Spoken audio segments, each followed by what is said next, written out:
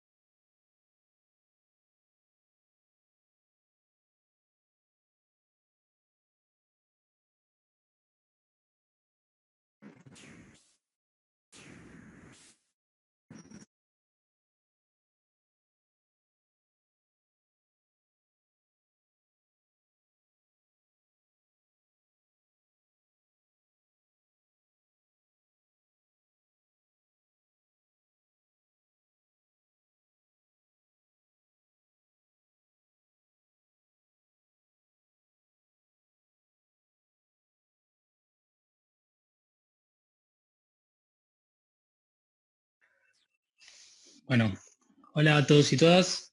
Bienvenidos a una nueva edición de Charlas de Cuarentena.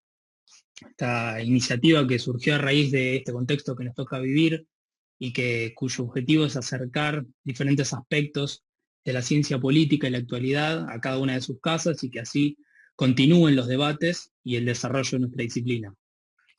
Hoy tenemos el segundo encuentro de esta edición de elecciones en Estados Unidos, que originalmente la teníamos planeada para el jueves pasado, pero bueno, como ya seguro todos saben, no tuvimos los resultados sino hasta el día sábado. Y para analizar estos resultados y otros aspectos de las elecciones, nos visita Patricio Gómez Talavera, consultor especializado en comportamiento electoral, profesor de nuestra casa de estudios y quien estuvo siguiendo muy de cerca y cubriendo las elecciones presidenciales de Estados Unidos. Bienvenido, Patricio. Al final, quiero decir que al final de la exposición vamos a abrir a preguntas al público y que pueden escribirlas en el chat directamente a mí o pueden desmutearse y preguntar. Así que te dejo a vos, Patricio.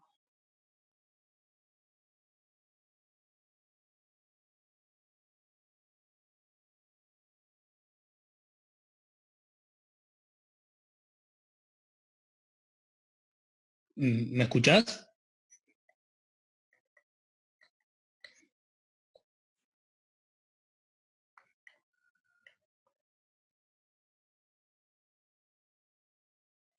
Bueno, se ve que está teniendo problemas con la conexión.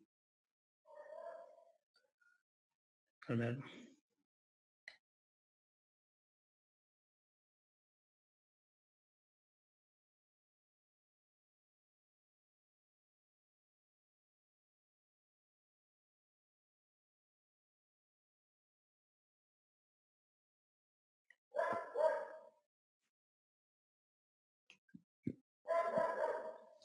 ¿Me escuchás, Patricio? Ahora sí, perfecto. ¿Me escuchás? Sí, sí, perfecto. Listo. Bueno, es todo tuyo el escenario. Bueno, de alguna manera, perdón por lo de recién, no escuché, estaba sin audio y no pude escuchar la introducción. No sé si habías planteado algo como cuestión de inicio o directamente vamos por un paneo general de la situación. No, no, lo que planteé, básicamente te presenté para ver más o menos y analizar los resultados de las elecciones de Estados Unidos y los aspectos que y que envolvieron a las elecciones. Y después lo que dije es que al final de tu presentación, que pueden abrir a preguntas, me pueden escribir a mí en el chat o pueden abrir el micrófono y preguntarte directamente y que se arme algún debate. Ok, perfecto. Bueno, entonces vamos con un poco un paneo, digamos, general de lo que sabemos a esta hora, yo creo que la principal consulta es la principal duda que surge por estas horas es si de alguna manera Trump puede llegar a revertir en base a desparramar juicios en los poderes judiciales de los estados para llegar a la Corte Suprema, puede de alguna manera revertir en lo que aparenta ser el triunfo de Biden. En principio, yo creo que Trump no está tratando de... El objetivo, digamos, Trump tiene un estilo que es el siguiente, por decirlo de alguna manera, cacarear en un lado y poner los huevos en otra parte. Creo que lo que está tratando de hacer Trump es generar lo que en la legislación electoral norteamericana se llama electores infieles. Esto no quiere decir, de alguna manera, impugnar los resultados en los estados. El recorrido judicial que está haciendo Trump en este momento, con los elementos en las 7 presentaciones judiciales que ha hecho en por lo menos 5 estados, salvo una presentación que habla de 93 votos jurados o modificados en Montgomery, Pensilvania, claramente que no son suficientes ni son relevantes en el resultado. No, digamos, la mayoría de las presentaciones judiciales habla de que no se le permitió hacer veeduría, hacer revisión del proceso de conteo. Eso no es que hubo boletas saltadas, boletas sacadas que no pertenecían a electores reconocidos, etc. Es muy difícil hoy que eso llegue a una instancia que implique alguna invalidación del proceso de conteo. Lo que sí puede estar buscando es generar un clima de afectación, porque ahora tienen que los estados validar los delegados propios al colegio electoral y de alguna manera crear una fisura entre los electores demócratas que de alguna manera le impidan a Joe Biden, cuando se reúna el próximo diciembre el colegio electoral, alcanzar los 270 votos. O sea, de alguna manera facilitar la fuga de votos en el colegio electoral, trabando el sistema y tratando de empujar a una elección contingente en el Congreso. ¿Puede hacerlo? Puede intentarlo. Por los movimientos que vemos en el Partido Republicano, es bien difícil que se vaya que el partido logre acepte embarcarse en una crisis institucional insólita como la que eso supondría.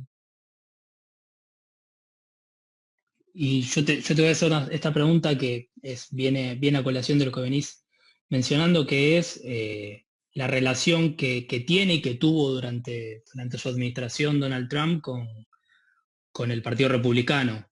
Y quería preguntarte cómo fue, primero, o sea, cómo llegó Trump a esa nominación republicana y cómo fue el trato que sabemos que la elección de un candidato en Estados Unidos no es tan simple, cada partido tiene sus mecanismos, y cómo fue que Donald Trump logró sortear estos mecanismos que otros candidatos en el pasado no sortearon, y cómo fue su relación con el Partido Republicano durante su administración y cómo termina ahora con esta judicialización de las elecciones. Bueno, vamos por parte, pues es una buena pregunta, es una pregunta compleja. Vamos a comenzar por cómo llegó. Hay 2 puntos que beneficiaron ampliamente, 3, uno estructural y 2 coyunturales.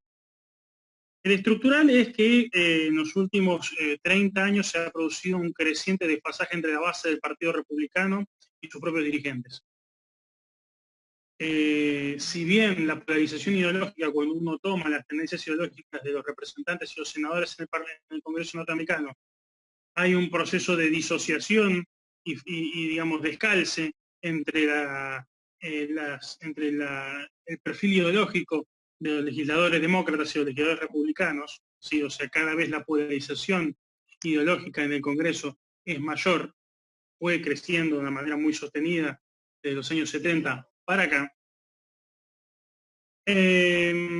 de alguna manera ese descalce entre los dirigentes republicanos y su base se comenzó a acentuar a partir del clintonismo.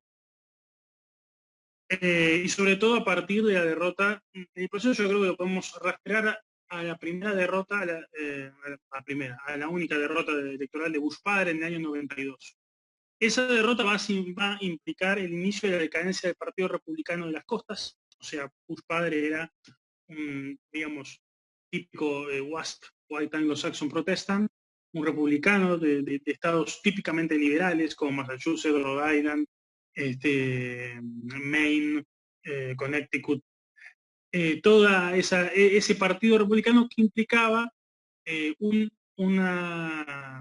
anclaje ideológico distinto al Partido Republicano del resto del país. El Partido Republicano de las Costas siempre se caracterizó por, en sus énfasis, una tendencia al conservadurismo fiscal. La preocupación era el rol regulatorio y el rol, digamos, el rol de las políticas fiscales en el gobierno en la percepción de los republicanos como Bush. En contraposición con republicanos más valóricos que era Reagan, básicamente. Era la revolución conservadora de Reagan, era una noción de familia, una noción de sociedad, y en muchos aspectos una noción motorizada por cuestiones raciales. Cuando Bush pierde en el año 92, se produce un nuevo reimpulso de la base republicana conservadora. Newt Gingrich gana las intermedias contra Clinton en el 94, proponiendo el contrato con América, una revuelta conservadora contra el gobierno demócrata, y de alguna manera gana las elecciones de 2000 con Bush. El problema es que el fracaso económico de Bush deja huérfana a esa base que, si bien padecía los efectos de esas políticas económicas, valóricamente estaba identificado con lo que defendía la administración Bush. Y digamos, el péndulo de alguna manera en la distribución del poder republicano pasó a candidatos más moderados, producto también del reflujo del fracaso en la administración más conservadora como fue el Bush. Y eso generó un gap, una diferencia entre los candidatos republicanos, McCain en el 2008 y Romney en 2012, excesivamente liberales, digamos, que tenían que sobreactuar su conservadurismo porque eran más liberales de lo que la base permitía. McCain siempre fue, como él con vida, un maverick, alguien independiente, alguien que creía en el trabajo bipartidario, y si bien tenía un historial de voto conservador, era alguien con, digamos, tendencias más liberales, tenía una visión más favorable al aborto, y Romney era un republicano de Massachusetts. No se puede pedir otra cosa, no, digamos, que alguien que hizo carrera interactuando con electores más liberales. Y eso en un momento de fuerte crecimiento de la desigualdad en Estados Unidos, de la cuestión migratoria, cruzada por debates identitarios como el Obamacare, hizo que surgiera digamos, la esperanza en muchos sectores del Partido Republicano en castigar al partido eligiendo a Trump. Y los dirigentes clásicos del Partido Republicano no vieron eso, y en 2016 eligieron una estrategia de fragmentación de los candidatos pro-establishment, que también, ese es el segundo elemento, benefició a Trump. Todos los ultimaron, nadie lo vio venir, decidieron correr todos juntos para ver quién se quedaba con el voto moderado se fraccionó y el voto radicalizado quedó concentrado en la figura de Trump. De alguna manera, la base republicana, aún 4 años después, considera a Trump una quimioterapia. O sea, un proceso doloroso que seguramente va a terminar matando también algunas células buenas, pero necesario para terminar con el cáncer. Y el cáncer es una élite representada en el Congreso, una élite representada, por supuesto, en Washington, en la universidad, en las ciudades capitales del país, que se mete a regular a los que producen riqueza, digamos, reproduciendo la percepción de esos sectores, con cláusulas medioambientales, con política fiscal, con nuevos impuestos, que no defiende los puestos de trabajo digamos, norteamericanos y facilita que empresas hagan outsourcing o se cambien sus lugares de locación a China o a Vietnam. de alguna manera una sensación de desamparo, donde hace 20 años yo podía comprarme un auto y una vez cada 2 años, podía pensar en la casa propia, podía pensar en la movilidad social, y hoy estoy socialmente estancado con la industria que antes me daba de comer viendo cómo cierran fábricas, sobre todo en el Rust Belt, y ante una oleada inmigratoria que de alguna manera siento como competencia y con mayor reconocimiento político en Washington que, que lo que tienen mis intereses. Y eso genera una gran bomba de descontento, una gran bomba de insatisfacción, que si no hubiese sido Trump, hubiese sido Herman Cain, o sea, hubiese sido otro candidato. Bárbaro. Bueno, no sé si ahí creo que hay una pregunta, si quieren abrir el micrófono y preguntar.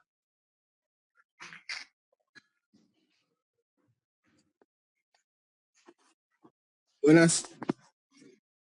Si puedo, a mí me gustaría hacerle una pregunta. ¿Cómo anda, Bueno. ¿Qué tal, Patricio?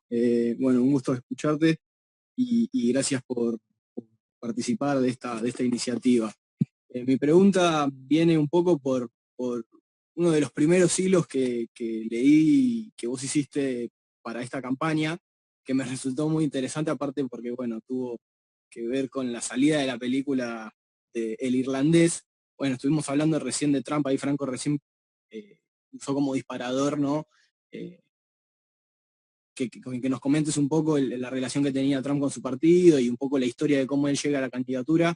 A mí me gustaría que nos cuentes un poco la historia de quién es hoy el presidente electo, que es Joe Biden, que si bien fue vicepresidente de Obama, la verdad que para mí, y calculo que para bastantes espectadores, quizás resulta un poco un extraño, o que no conocemos mucho de su contexto, de su background, y también de Kamala Harris, que es también una gran protagonista de esta elección, que también vuelvo a decir, ignoro su origen y qué significa, ¿no?, que haya sido ella electa con su contexto racial, étnico, o la palabra que se quiera usar para definir su origen. Así que me gustaría esas dos cosas, si podés contar un poco la historia de Biden, quizás con el aliciente ese de el condimento de su relación con el irlandés y un poco de Kamala Harris también. Me interesa escuchar sobre esos dos que fueron los ganadores de esta elección. No, gracias a ustedes por invitarme. Para mí siempre es... disfruto mucho de todo este tipo de intercambios. A ver, Biden, antes que nada, es el producto de hasta la caricatura, de una clase política. Es de alguna manera como si Pichetto hubiera ganado las elecciones.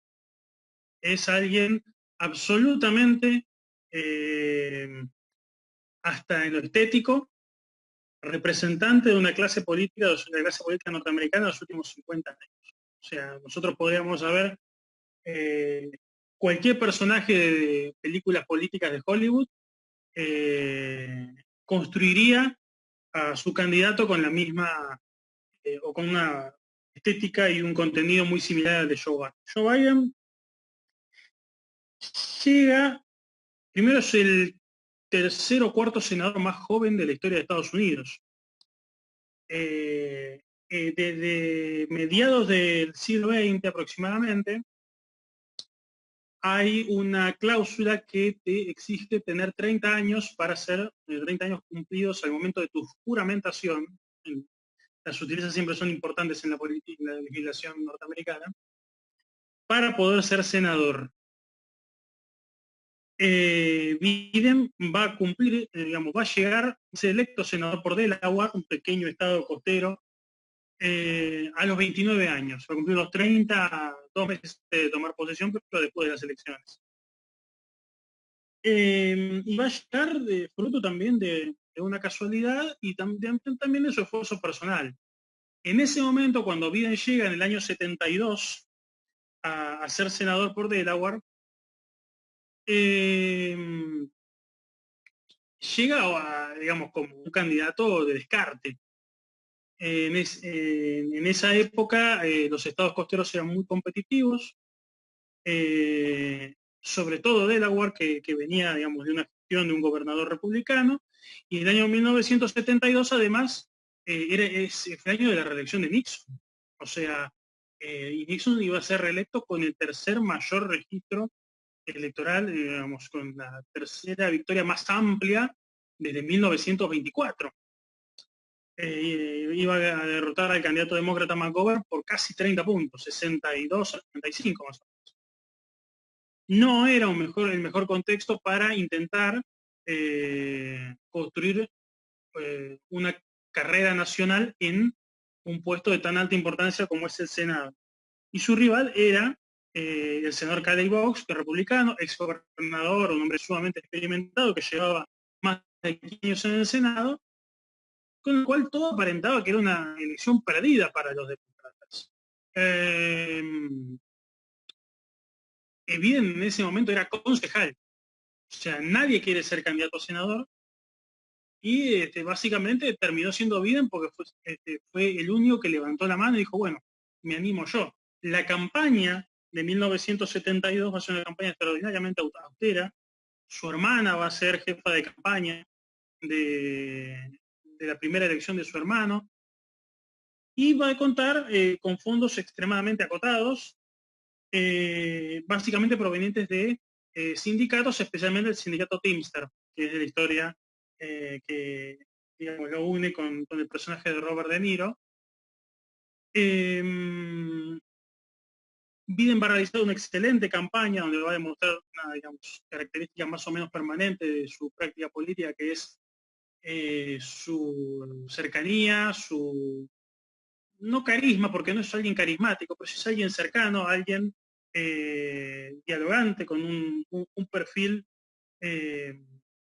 ameno para el elector, y sobre todo su enorme capacidad para recaudar y sacar dinero donde nadie ve oportunidades para recaudar. Por supuesto, la carrera comenzaba como cualquier senador, digamos, la elección que tiene un senador incumbente que busca su reelección, comenzaba con una enorme desventaja. O sea, en Estados Unidos, si sos senador, digamos, si sos senador y buscas tu reelección, las posibilidades de que no la consigas son muy bajas. O sea, las tasas de reelección en el Senado norteamericano están del 90% para arriba. Porque ya tienen sus redes clientelares ya trazadas, por lo menos por un mandato, ya tienen instalada su visibilidad, no tienen que explicar quiénes son. Hay muchas ventajas.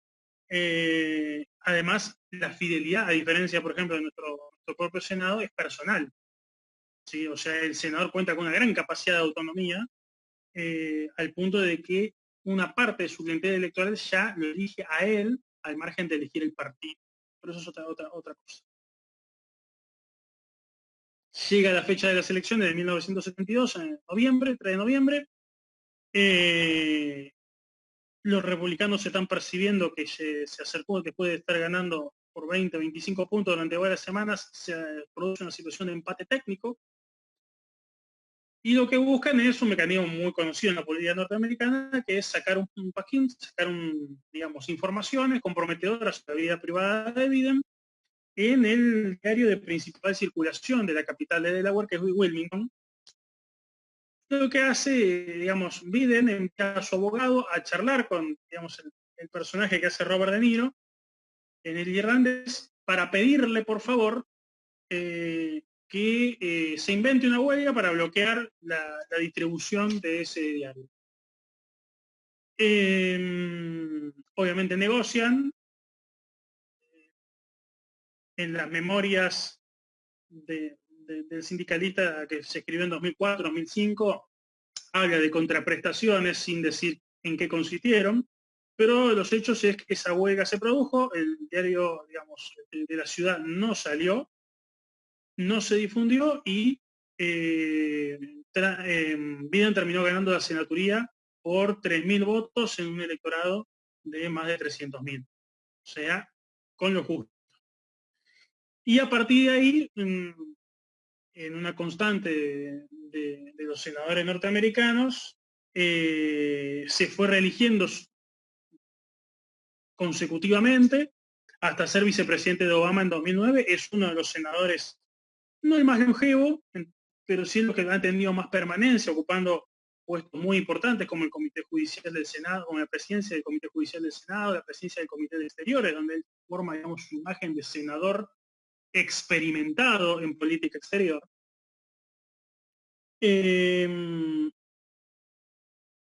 Y, digamos, va construyendo su imagen de demócrata moderado, dialogante, que le ha costado muchas críticas porque su diálogo ha incluido a senadores con abiertos expedientes racistas, como James Island, histórico senador por Mississippi. Y básicamente él es hijo, no proviene de una familia acomodada, con una clase media de Pensilvania. Y ha intentado, esta es la tercera candidatura presidencial. Biden intenta en el año 88 ser candidato a presidente en la elección que va a ganar Bush padre para suceder a Reagan. Él va a tener que renunciar a la precandidatura en la etapa de primaria demócrata porque descubren plagios de su discurso, digamos que en su discurso plagió al entonces líder del Partido Laborista Británico, Neil Kinnock, fragmentos casi idénticos de ese discurso. El segundo intento va a ser 2008, en pleno derrumbe republicano. Obviamente eso hace que el Partido Demócrata tenga 20, 25 candidatos en una sola elección. Uno de ellos fue Biden, que no, digamos, se lo llevó pues el huracán Obama, pero Obama lo recuperó porque había un flanco de política exterior y de experiencia que él no tenía y que Biden sí. En 2016 se habló mucho de la posibilidad de una candidatura de Biden. Muchos sectores alentaron esa posibilidad al ver que de alguna manera Hillary no lograba aprender en sectores como hispanos, sectores como el voto joven, incluso en algunas partes el voto afroamericano, pero Biden decide no correr porque, digamos, en gran medida hay una presunción, que yo creo que fue correcta, de que iba a dividir el voto de Clinton, facilitando el avance de Bernie Sanders. Finalmente, después de 2 años de idas y vueltas, decide correr en 2020. Hay un hito que es importante para comprender la personalidad política de Biden hoy, que es la muerte de su hijo, Beau, por cáncer en la cabeza. Que es un problema de salud que él, digamos, él no llegó a tenerlo, pero digamos es un problema que se ve en la familia de Biden. A Biden lo intervinieron en el 88, tuvieron que abrir la cabeza producto de una situación similar. Por eso dice que perder la nominación en el 88 para él fue una bendición, porque si hubiese ganado seguramente se hubiese muerto. Y es un tema que hay que chequear de cara a que, bueno, va a ser el presidente más viejo de la historia norteamericana, ¿no? Reagan comenzó su segundo mandato con 73 años y Biden va a comenzar su primer mandato con 78, va a cumplir ahora en estos días 78 años. Kamala Harris, por otro lado, tiene algunos componentes similares a Obama, en el sentido de que es una senadora relativamente joven. Fue electa senadora por California, si a mí la memoria no me falla, en el año 2016, cuando una senadora de mucha experiencia, como Barbara Boxer, se retira, senadora por California. California hoy es un estado casi de partido único, porque el Partido Republicano Californiano se ha virtualmente quebrado. Yo ayer estaba repasando los balances en las legislaturas estatales y los demócratas tienen casi 3/4 de la legislatura californiana. California ha ido virando hacia la izquierda y el Partido Republicano Californiano, que supo ser relevante y supo dar un presidente de Estados Unidos, Reagan, hoy es un partido no testimonial, pero sí ampliamente minoritario y muy a la defensiva. Ella se desempeñó como fiscal general en California. Pese a la apelación a sus orígenes, no podemos decir que estemos ante una fiscal específicamente progresiva. O sea, no, si bien llevó adelante medidas de contención para la comunidad carcelaria, la imagen más correcta que nosotros nos podemos hacer de Kamala Harris es alguien que tiene un perfil duro en materia de seguridad. Después ella tiene todo un encanto personal y tiene, digamos, a su presencia. Es un excelente polemista, como se mostró en el debate con Biden, o sea, una persona que no utiliza factores de contexto para bloquear a su rival masculino, como hizo Sarah Palin en el debate con Biden en 2008, sino que tiene assets personales que la empujan a ser una excelente oradora, a hacer muy buenos discursos y a ser una muy buena polemista.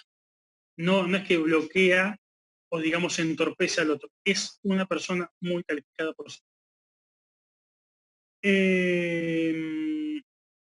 Es una mujer abiertamente ambiciosa y va a tener un rol muy importante en la gestión de Biden.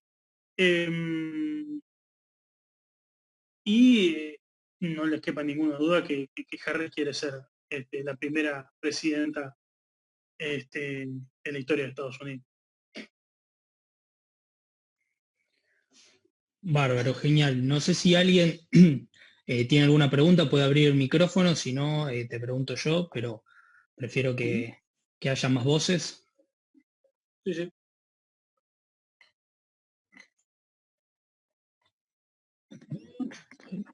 Bueno, yo quisiera hacer una pregunta. Primero, buenas para Patricio, Franco, compañeros.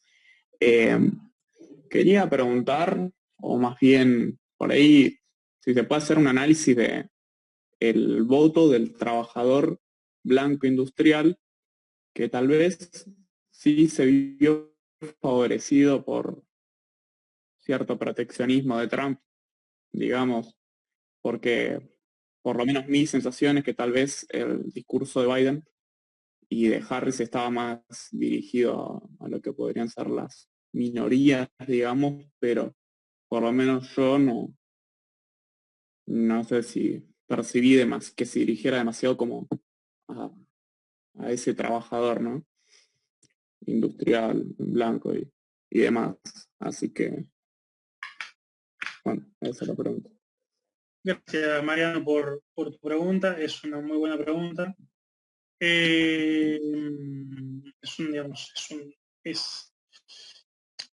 Biden no logró mejorar rendimientos sobre los trabajadores blancos de una manera sustancial, sí sobre un elector que sí, digamos, tenía antecedentes de haber votado demócrata y se había ido alejando con el tiempo, que es las mujeres de suburbios. Ese sí fue y sobre todo también los votantes de la tercera edad. El votante, el blue collar worker, como le dicen, en líneas generales sigue siendo fiel a Trump. Es un voto identitario. De alguna manera lo que prima es la sensación de cansancio, de hastío, de decir, me cansé de mandar políticos a Washington para cambiar el estado de situación y nunca cambia. Hay una sensación de abandono, hay una sensación de degradación del estilo de vida. Recordemos que toda la industria automovilística norteamericana después con la crisis de 2008 padeció muchísimo. Detroit llegó a quebrar como ciudad. Y es un sector donde la relocalización de plantas en otros países, como China, como Vietnam, como la India, lo afectó especialmente, y además es un sector que tiene una memoria, una visión de su propio pasado bastante acentuada. ¿En qué sentido? En el sentido de que, digamos, recuerda lo que fue en los años gloriosos de la industria automovilística norteamericana. los 30 gloriosos de los 50 hasta mediados de los 80, donde un trabajador especializado en una línea de montaje tenía un tren de vida bastante razonable y bastante, no sé si decir holgado, pero podía cambiar el auto una vez cada 2 años, podía pensar en la casa propia, podía pensar en vacaciones, podía pensar en escolarización especial para sus hijos, podía pensar en, digamos, el sueño de la movilidad de alguna manera ascendente. Y con eso, digamos, ese es el punto de conexión con Make America Great Again. Volver a ser América grande, volver a esa América de los años 50, 70, 60, que para esos trabajadores resultaba una época dorada. A ver, se trata en el fondo de un engaño. Estados Unidos no va a poder volver a eso. O sea, la industria automovilística norteamericana no va a volver a los años 50. No es una cuestión de gustos, no es una cuestión de políticas equivocadas. Es que de alguna manera el sector está cambiando y durante ese periodo surgieron competencias como la alemana, como la coreana, como la japonesa, que colocaron en jaque a la industria automovilística norteamericana. Y por tanto, esos empleos en la medida que la vieja frase de Ford, ¿no? O sea, fabricar autos que los pueda comprar el propio trabajador que los fabrica. Eso no va a volver, así como estamos, menos después del COVID. Y en esa percepción de votes lo que votes, no cambia nada, esa desesperación, es donde se monta a Trump. Y sobre eso hay un montón de clivajes que se superponen, que tienen que ver con la religión, con digamos, el clivaje urbano-rural.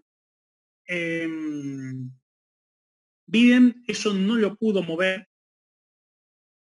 porque el Partido Demócrata además, y eso Biden no lo iba a revertir en esta elección, y un problema de modelo partidario en el Partido Demócrata. Desde mediados de los años 90, y el gran responsable de esto es Bill Clinton, el Partido Demócrata fue cambiando el perfil de interlocutor entre la clase trabajadora y fue apuntando a profesiones más liberales. ¿Por qué? Porque podían poner plata para las campañas.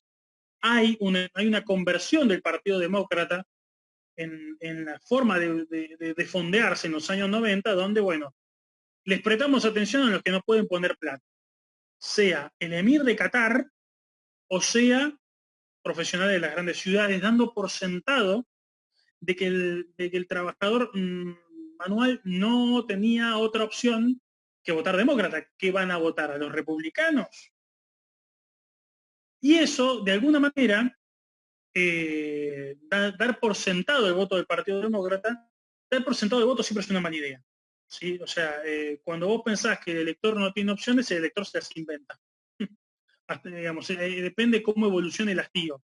Los republicanos en los años 50 dieron por hecho el voto de los negros por la ley de derechos civiles en 1957, fue vieja frase de Eisenhower, y en el 60 ganó Kennedy. Y debieron esperar 8 años y una guerra para poder volver a la Casa Blanca. Bueno, los demócratas cometieron ese error de privilegiar esa forma de recaudación, esos énfasis, eso los llevó a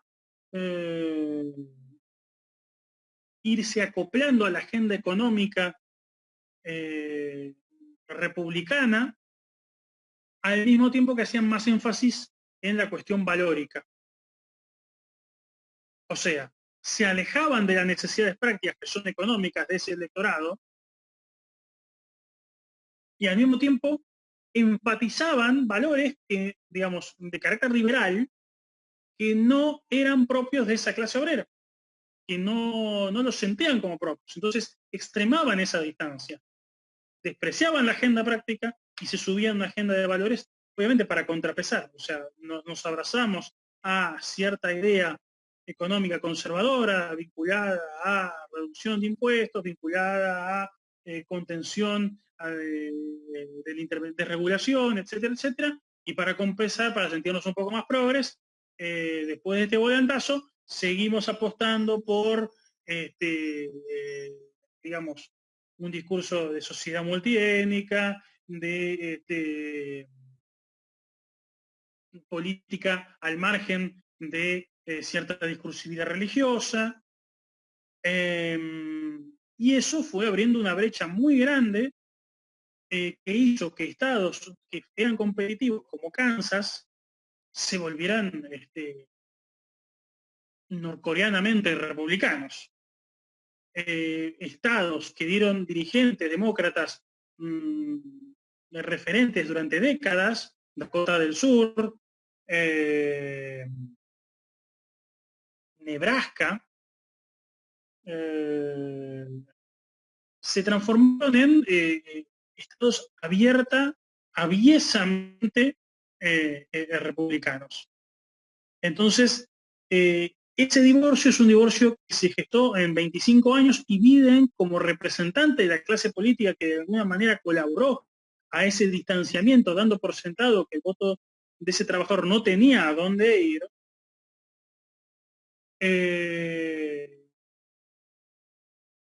no tiene muchas herramientas para revertirlo. De alguna manera es una apuesta para ver si puede reconstruir la coalición de Obama para contrapesar esas pérdidas. Parcialmente le funcionó. Hoy vemos a Michigan, vemos a Wisconsin y vemos a Pensilvania votando a Biden. Pero seguramente se ha propulsado por otras razones. El hecho de que Trump, digamos, hay factores económicos que a Trump no lo han beneficiado y al final también la gente se decide con un nivel de practicidad. Pero ha sido más un voto antitrumpista que un voto pro Biden y Biden no va a ser un presidente fuerte, no solamente por condiciones biológicas, sino también por contexto parlamentario. Es casi imposible, ahora cuando se define el Senado en las elecciones del 5 de enero, es casi imposible que los demócratas tengan mayoría en el Senado. Esto ya más o menos se veía venir, por más que Ned Silver decía que había un 80% de posibilidades de mayoría demócrata, en sus deseos. Lo más factible es que como mínimo los republicanos mantengan 51 votos sobre 100 del Senado, con lo cual vamos a un parlamento dividido. Seguramente los lugares donde Biden va a poder explayarse con mayor comodidad son la política migratoria y la política exterior. En la política doméstica va a ser todo mucho más empacado, mucho más difícil, todo mucho más dependiente de acuerdos y de convencer a algunos republicanos que acompañen sus iniciativas. Va a ser todo mucho más difícil, con menos maniobra para reformar. Pero bueno, digamos, volviendo al centro de la pregunta, ese es un elector que está muy desencantado del Partido Demócrata y que mayormente vio a Trump como una especie de vengador contra esa élite que lo desprecia, que considera que usa su voto como botín, que una vez que llega al puesto, básicamente se ha dedicado a seguir su propia agenda y a decirle a ese trabajador, bueno, vos estás equivocado, vos no sabés de esto, menospreciándolo, descontando que no tenía otra opción. Bueno, cuando uno le dice a un grupo de electores, no tenés otra opción que votarme, como si fuera, digamos, un secuestro, bueno, lo más factible es que ese elector, movido por la frustración, si no la tiene en ese momento, termine generando y depositando sus esperanzas en un voto de castigo negativo y utilizando lo primero que encuentre como para vehiculizar su frustración. En este caso, Trump.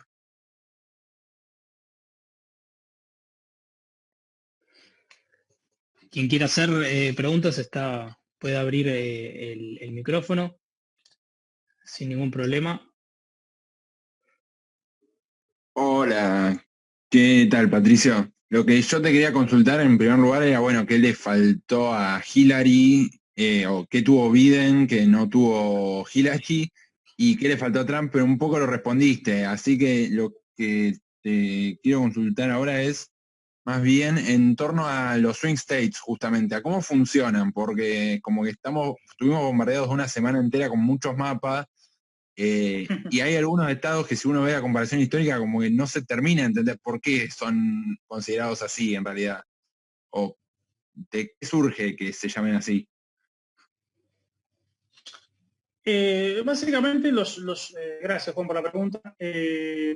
Los swing states, básicamente como su nombre lo indica, son estados que no tienen una tendencia ideológica predefinida y que de alguna manera pueden fluctuar de elección en elección de un candidato a presidente de un partido a otro. Esto es muy importante comprenderlo en un contexto donde hay una especie de endurecimiento de los polos norteamericanos, digamos, de la geografía electoral norteamericana, donde uno ya encara el mapa electoral de Estados Unidos sabiendo que hay estados que van a votar azul y hay estados que van a votar rojo. Se terminó. No importa, o sea, resultados, estados donde nosotros ya sabemos con meses de anticipación qué dirección van a tomar. Uno ya sabe, pase lo que pase, que Kentucky va a votar republicano, uno ya sabe, pase lo que pase, que Rhode Island va a votar demócrata, lo mismo Nueva York, lo mismo California, uno ya sabe que las Dakota van a votar republicano, que Idaho, que Utah van a votar republicano, cosa que no era tan seguro en los años 80, por ejemplo, donde había un margen para, de alguna manera, que una mayor cantidad de estados que pudieran variar. Una parte de esas posibilidades de varianza tiene que ver con la heterogeneidad étnica que esos estados tengan. A cuanta mayor heterogeneidad étnica tengan, la posibilidad de variación electoral evidentemente crece. Esto uno lo ve, este tipo de tensiones uno las ve, por ejemplo, en estados históricamente homogéneos como Iowa, que se han ido haciendo heterogéneos con el paso del tiempo. Iowa es un estado que, por ejemplo, ha incorporado en sus ciudades principales, como Cedar Rapids o Des Moines, inmigración africana, que ya forma parte de un colectivo relativamente visible en las ciudades de Iowa.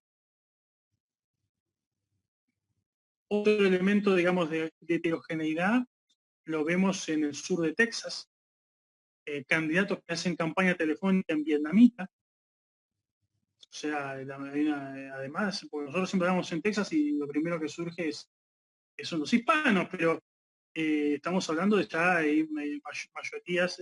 minorías que bastante particulares que no estaban visibilizadas y que ahora están comenzando a visibilizarse y uno tiene candidatos que tienen que enviar mensajes en 6 o 7 idiomas en un solo estado.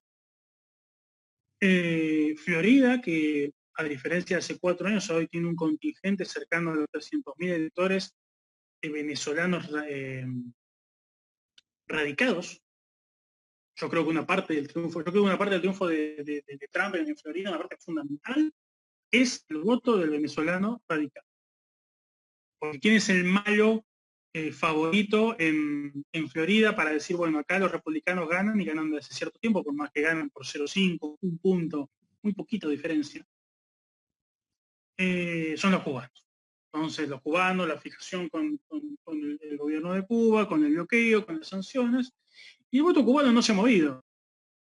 O sea, Biden ha sacado el mismo voto cubano que Hillary. 41%, 42%, más o menos, depende de cómo lo. Y bueno, vamos a decir, bueno, pero Trump se disparó. Biden, y no, tampoco. Trump sacó 54% de voto cubano en el año 2016, 56% en 2020. O sea, el voto cubano, pese a que hay un recambio generacional, o sea, las nuevas generaciones de cubanos que son nacidos y criados en Florida, no tienen la tendencia tan automática a los republicanos que como tienen sus padres y sus abuelos, pero de alguna manera no compensan y no generan un cambio sustancial. ¿Dónde podemos observar? Y podemos observar en el voto colombiano, en el voto venezolano, que de alguna manera la propaganda de si viene el tsunami socialista detrás de Biden como caballo de Troya, bueno, en los últimos 15 días de campaña, donde uno comienza a notar cosas raras en las encuestas, para mí tuvo un efecto. ¿Sí? Eso explica por qué las encuestas anunciaban un triunfo por 2 dígitos de Biden y terminó, hoy creo que estábamos en el entorno de los 3 puntos. En ese sentido, los swing states podemos hoy observar que son Pensilvania, Wisconsin, Michigan, los Rust Belt, o sea, el cinturón del óxido, todo el sector industrial deprimido de los 80 para acá. De alguna manera se tiene que incluir Florida, pero Florida ya es, por más que es consistentemente republicano, pero siempre gana por márgenes mínimos. O sea, siempre tiene esas elecciones que necesitas semanas para saber quién ganó y por cuánto ganó, haciendo honor a Lisa cuando dice que no es un estado sumado. La verdad que los escrutinios en Estados Unidos, en Florida, son siempre dramáticos. De alguna manera, digamos, ¿qué otros estados? Arizona,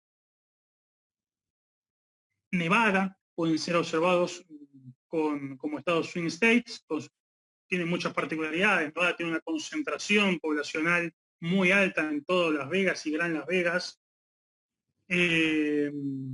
Arizona tiene una mezcla ahí rara es un estado con una enorme concentración de votos retirados, gente que se retira del ejército, de voto militar retirado, gente que se retira del ejército y se va a vivir a Arizona, o gente que se retira de su actividad privada y se va a vivir a Florida. De hecho, el nuevo senador por Alabama, republicano Tommy Tuberville, que fue el director técnico de fútbol americano, se retiró de su actividad y se fue a vivir a Florida. El presidente tiene su mansión de descanso en Florida. Pero bueno, en el caso de Arizona, hay una gran colonia de retirados militares que viven ahí. Arizona ha recibido mucho inmigrante interestatal, sobre todo de California, o sea, California progresista, de alguna manera. Ese influjo migratorio ha alterado el patrón pro-republicano del Estado y de alguna manera ha beneficiado a los demócratas. También hay una cuestión de que republicanos por Biden, pero yo como digamos el endorse de Cindy McCain, la viuda de John McCain, a la candidatura de Biden, pero son electores independientes que no van a votar a Biden porque Cindy McCain les dijo que. No, o sea, eso tiene un efecto muy marginal. De alguna manera, esos son los swing states más claros. Ohio, de alguna manera, digamos, era el estado de referencia donde el que ganaba Ohio ganaba el país. Eso se incumplió en esta elección, porque Ohio fue hacia Trump. Y en esta elección se han incorporado estados que no son swing states. Georgia no es swing state.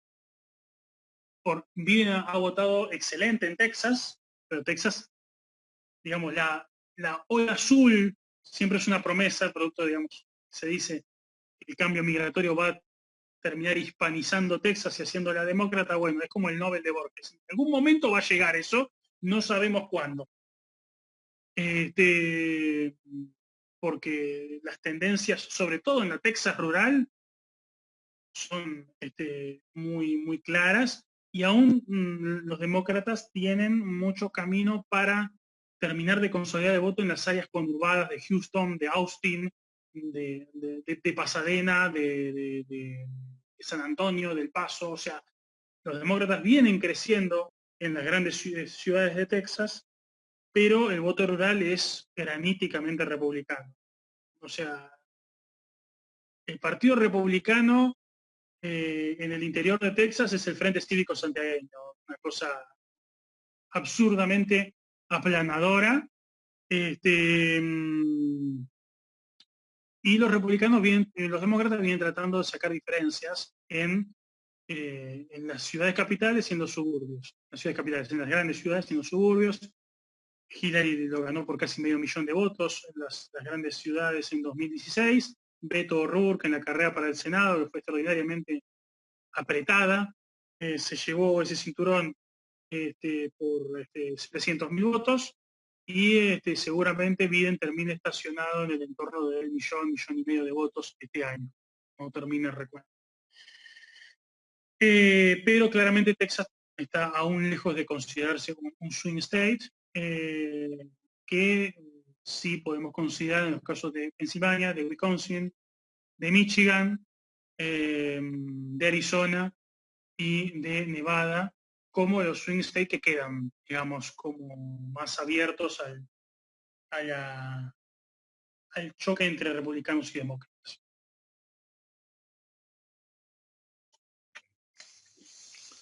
Bueno, no sé si alguien tiene, yo tengo una pregunta, pero si alguien tiene una pregunta, la puedo hacer.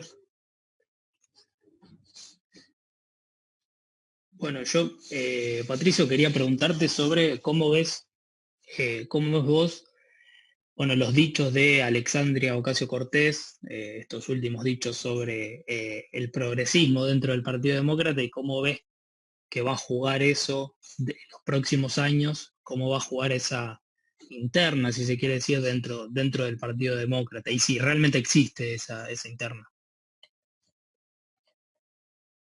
Sí, sí, esa interna existe, digamos, así como hay en el Partido Republicano movimientos que reclaman volver a las esencias ideológicas y sobre eso se monta Trump, hay un reclamo en el Partido Demócrata norteamericano donde se reclama dejar de ser un partido de élite costera, alejado de las preocupaciones de la clase trabajadora norteamericana. Entonces, Alexandria Ocasio-Cortez, Bernie Sanders, los Justice Democrats, de alguna manera simbolizan ese reclamo de vuelta a una agenda progresista. Al interior de ese grupo hay matices.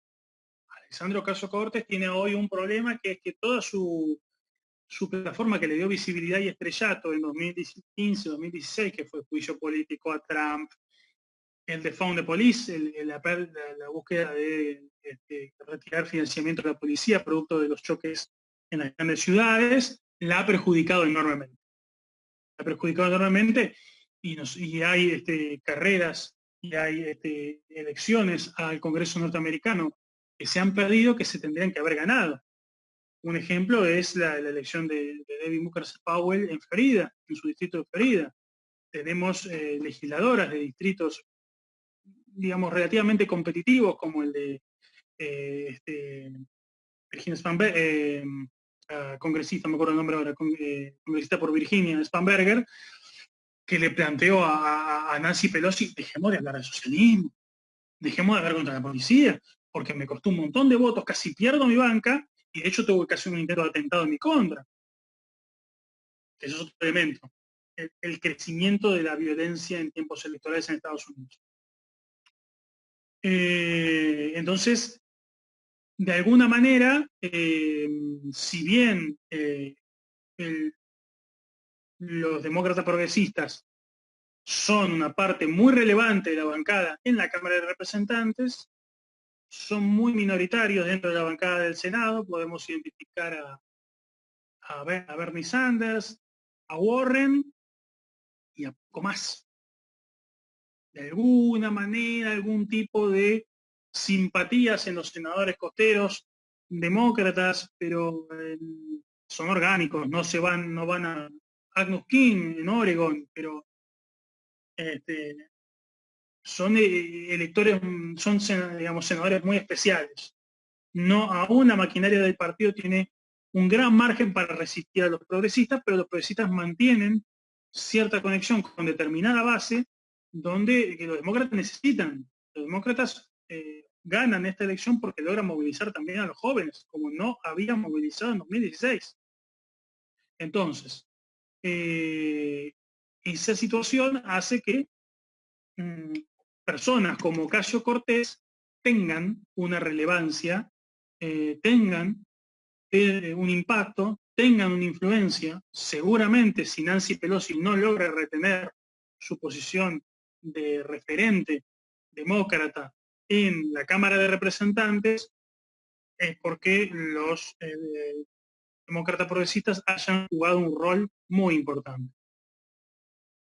Y Biden va a tener que hacer equilibrio como para no perder a ese votante o a esos demócratas tradicionales, pero al mismo tiempo mantener a los demócratas progresistas adentro del barco, y quizás la idea que anda flotando estos días de que Bernie Sanders pueda ser el nuevo secretario de Trabajo, si se concreta, vaya en esa dirección.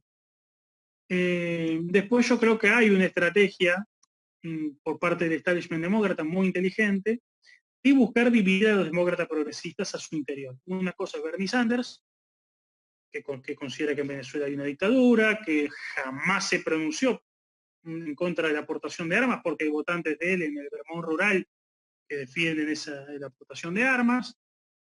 De alguna manera, en la campaña de Biden, en el diseño del programa, le ha dado mucho más espacio a Sanders que a Ocasio-Cortez.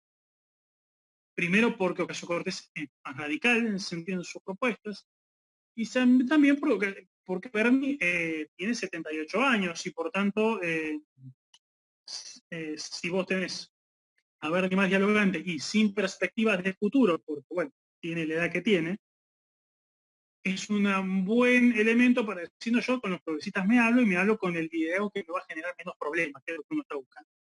O sea, Ocasio-Cortez, si hace las cosas bien, tiene muchísimos años de carrera por delante. Además, hay otro elemento añadido que ayuda a debilitar a Ocasio-Cortez, que ella ha perdido votos en su propio distrito. Estamos hablando del distrito 14 de Nueva York, ¿sí? O sea, un candidato demócrata puede apedrear guarderías en ese distrito que no va a perder un solo voto, ¿sí?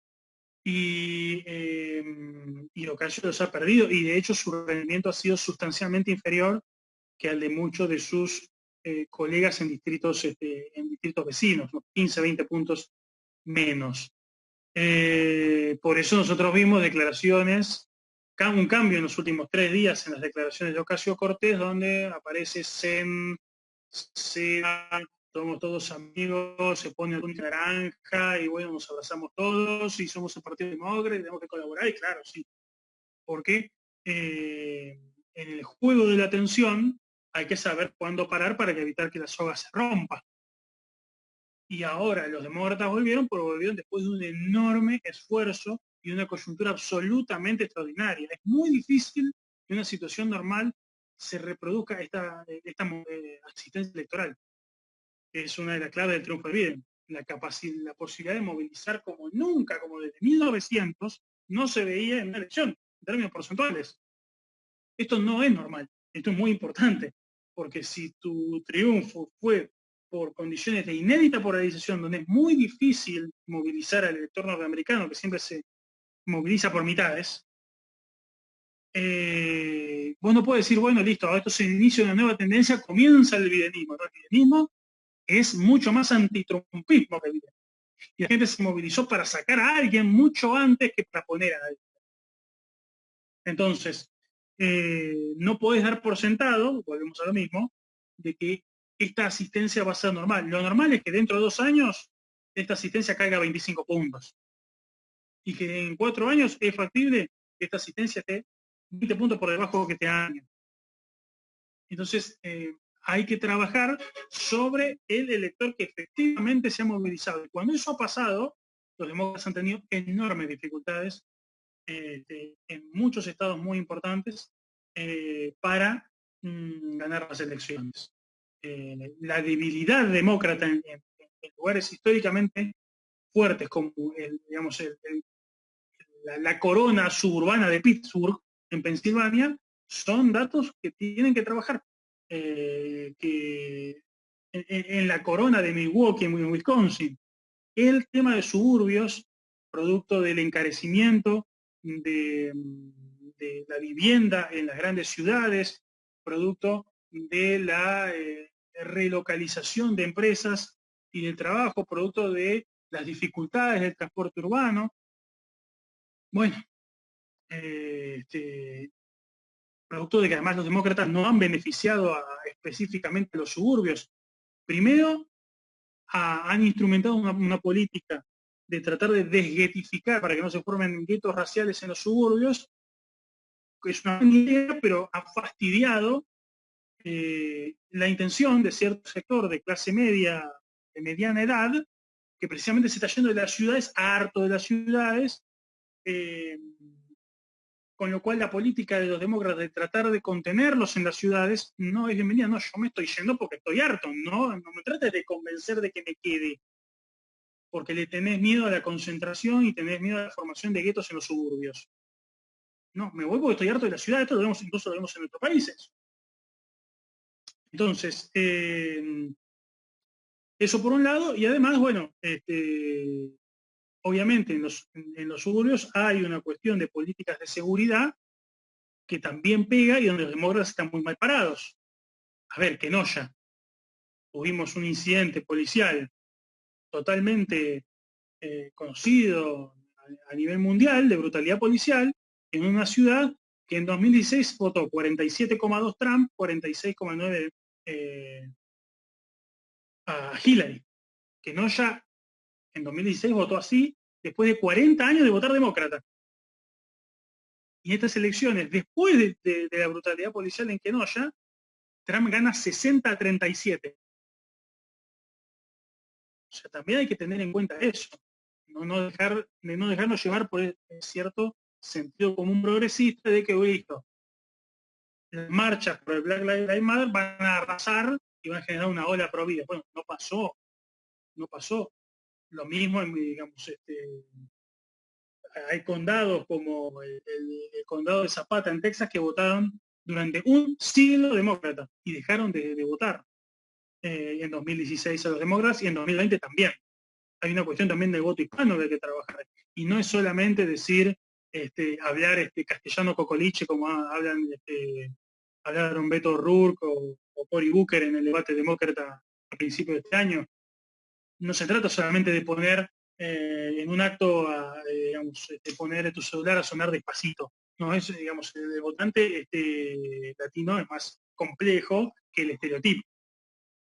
Y Biden no es el mejor prospecto de alguna manera para contenerlo. Harris sí, pero va a estar acotada a una función vicepresidencial. Entonces hay que ver cómo se articula eso, cómo los demócratas de alguna manera logran rearmar su perfil, donde, volviendo a la pregunta inicial, obviamente el lado progresista del Partido Demócrata va a tener un rol en el cual también se va a tener que moderar, porque el Partido Demócrata no puede ser el Partido Socialista Americano a riesgo de transformarse en un partido minoritario. Bueno, voy a abrir a una última pregunta. Si alguien quiere preguntar,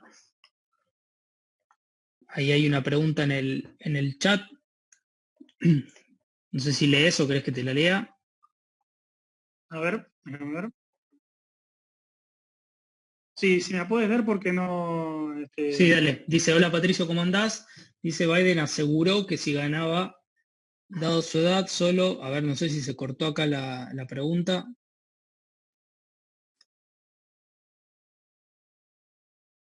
Calculo que aquí va a tener un solo mandato. ¿A quién ves en el medio plazo? Que Biden aseguró que si ganaba, dado su edad, y solo iba a tener un mandato, y a quién ves en el mediano plazo como su sucesor.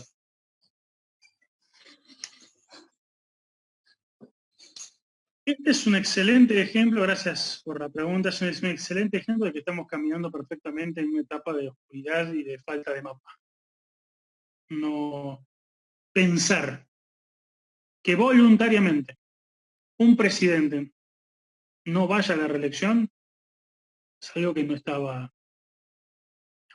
Reagan fue a la reelección con 73 años y logró sortear las preguntas con respecto a la edad. El problema es que Reagan tenía 73, no 82, que es lo que tendría Biden en 2024.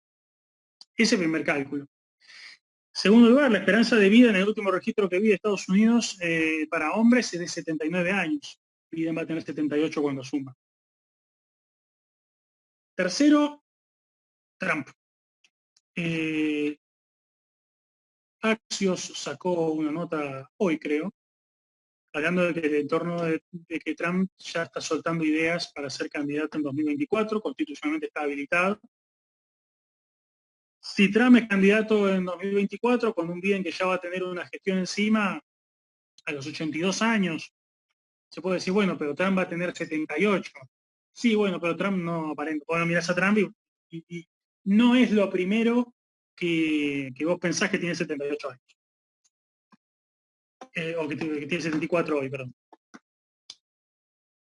Primero hay que ver que lo cumpla, porque siempre se dicen esta clase de cosas y después, bueno, las bases me lo piden y bueno, si siempre se inventan este tipo de discursos como para reincidir.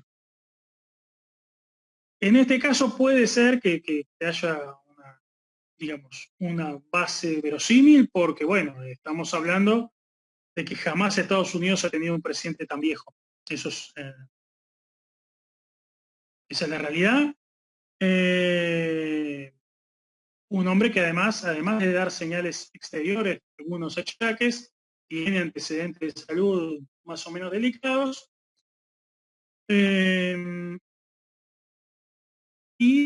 Bueno, dentro de los, además 2024, en el escenario de que no vaya Biden, va a ser un escenario inédito porque seguramente Trump va a insistir, con lo cual la interna del Partido Demócrata, la disociación entre sus bases y sus dirigentes va a, digamos, va a permanecer. O sea, por más que le pongan mucha energía, Nikki Haley y Tom Cotton, ex gobernadora de Carolina del Sur, y Tom Cotton, senador por Arkansas, no son Trump. O sea, el trumpismo sin Trump no tiene líderes carismáticos. Mike Pence podría tratar de ser candidato, no lo sabemos. En el bando demócrata, obviamente que si Biden no corre en 2024, el número puesto es Kamala Harris. El tema es, bueno, es muy difícil que Bernie Sanders con 82 años intente por tercera vez la nominación. Yo creo que esta fue la última. Y Ocasio, porque le falta, digamos, a lo mejor se presenta pensando en 2028, pensando en 2032, pensando en generar volumen y musculatura dentro del Partido Demócrata. Puede ser. Hay otras personas que, de alguna manera, ahí veo la pregunta de Nicolás, gracias Nicolás, que pueden llegar a ser prospectos viables. John Hickenlooper, el senador electo por Colorado, ex gobernador, que dio vuelta a una banca que es una banca republicana y ahora demócrata, puede ser.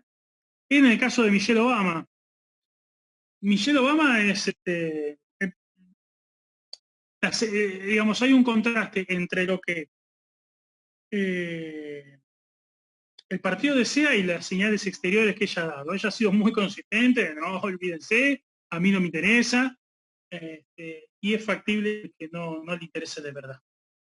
Que los 8 años de su marido en la Casa Blanca hayan sido suficientes para ella, que esté muy contenta en ser un ícono pop y una referente social, porque además tenemos que recordar que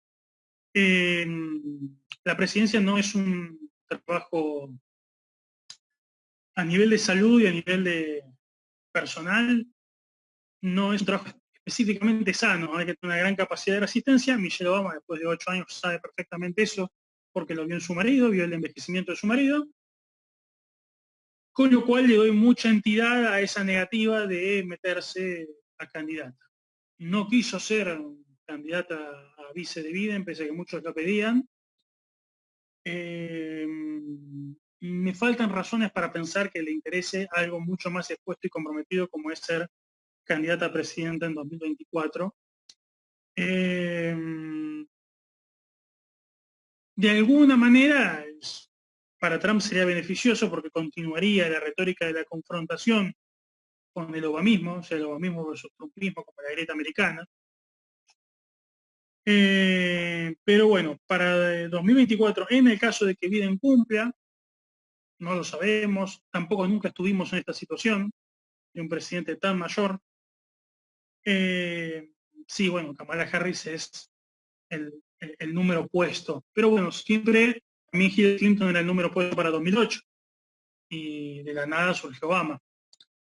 Hay personas como Amy Klobuchar, como Cory Booker, que también tienen ganas. De hilo del pataleo, me quedé ahí, ¿cómo es la pregunta completa? La de Nicolás. Dice que más allá del pataleo y lloriqueo de Trump, ¿pensás que habrá un traspaso de poder normal? No, importa. No.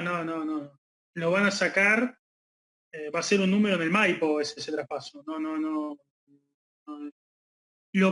Desde el punto de vista de sus intereses políticos electorales, Trump no puede permitir un traspaso normal. Si eso implica tener que salir escoltado con policías de la Casa Blanca, lo va a hacer. No. Por más que él reconozca o por lo menos que él de alguna manera deje de judicializar el resultado electoral, que no creo que lo haga en el cortísimo plazo de días, para sus intereses personales, sin considerar su partido, irse en silencio con la cabeza baja es muy inconveniente porque le puede llegar a confrontar con su propia base diciendo cómo puede ser que te fuiste, que entregaste todo sin luchar, al final sos como ellos, no creíste en lo que estás defendiendo. No. Trump se tiene que ir rompiendo todo. Por más de que desjudicialice, porque ya hay un sector influyente de la política y la economía de Estados Unidos que ya está señalizando, diciendo, bueno, no nos interesa esto, no nos interesa volver a 2000. Gracias, Nicolás. Biden presidente, como Rupert Murdoch, el dueño de la Fox, que se enfrentó ya personalmente con él, diciendo, no vamos a arrepentirnos de haber llamado a Biden. Biden es el presidente electo, curtite.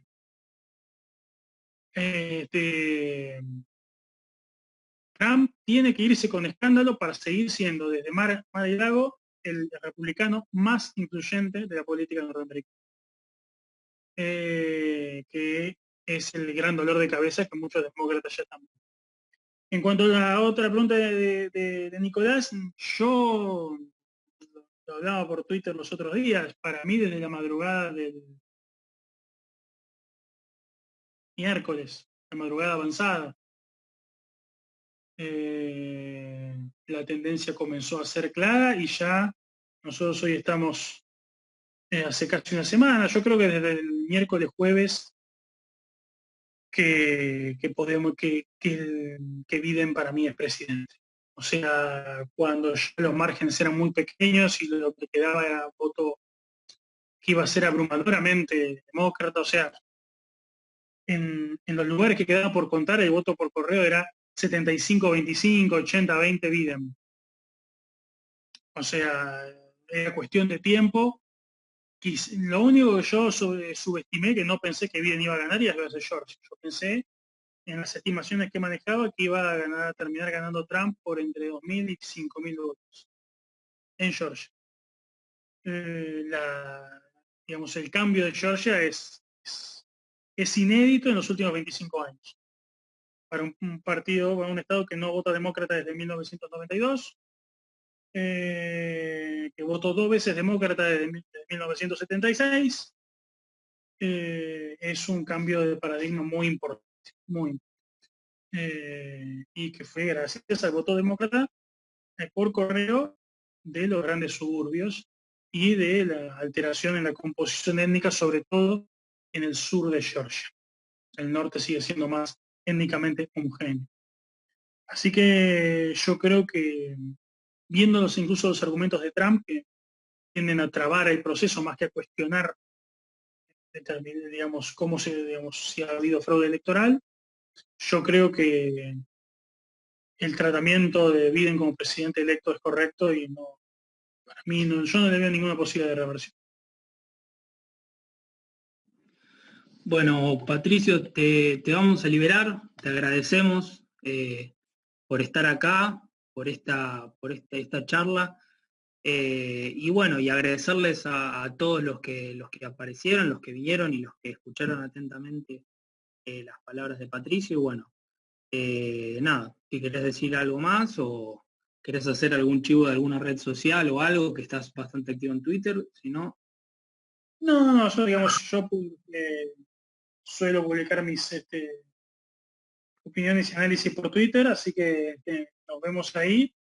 Sí, bueno, habrá que prepararse porque no solo nosotros, sino en Estados Unidos también, estamos, como decía Hobson, viviendo tiempos interesantes en el sentido de desconocidos.